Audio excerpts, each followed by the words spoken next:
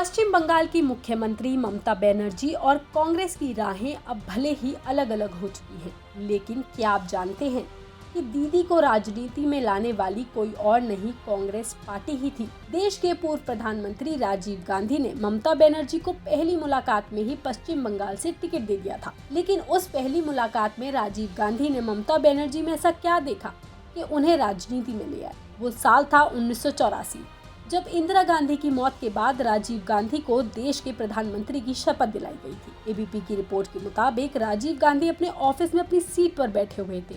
उस वक्त उनके साथ पूर्व केंद्रीय मंत्री भुट्टा सिंह और अरुण नेहरू कमरे में मौजूद थे और वो देश में आम चुनाव करवाने की बात कर रहे थे। इसी बीच एक लड़की चीखते चिल्लाते और नारे लगाते हुए प्रधानमंत्री के कमरे में घुसने की कोशिश कर रही थी। ये देख राजीव गांधी का गुस्सा चरम पर पहुंच गया।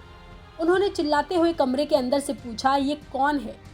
जिसके बाद दरवाजा खोला गया और उन्होंने अपने सामने एक लड़की को देखा। एक आम सी लड़की जिसके चेहरे पर कोई मेकअप नहीं था। उसने सूती साड़ी पहनी हुई थी और पैरों में हवाई चप्पल। ये लड़की कोई और नहीं ममता बनर्जी थी, जो राजीव गांधी से बस एक बार मिलना चाहती थी। वो कांग्रेस की सदस्य थी और पश्चिम बंगाल की उभरती हुई नेता, और वो चुनाव लड़ना चाहती थी, लेकिन कोई उन्हें राजीव गांधी से मिलने नहीं दे रहा था।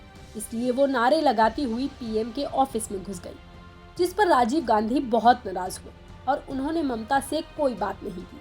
लेकिन कमरे में मौजूद भुट्टा सिंह और अरुण नेहरू को ममता का अंदाज भा गया। अरुण नेहरू ने ममता को देखकर कहा कि अरे, इस लड़की की हिम्मत तो देखो। अगर ये लड़की ऐसे ऑफिस में दाखिल हो सकती है तो ये आफत कर देगी। मुझे लगता है कि इसे सोमनाथ चटर्जी के खिलाफ टिकट देना चाहिए। ये जीतेगी नहीं, पर अच्छी फाइट देगी। राजीव गांधी ने ये सलाह मान ली और ममता बनर्जी को टिकट दे दिया। लेकिन चुनाव में कुछ उल्टा ही हुआ।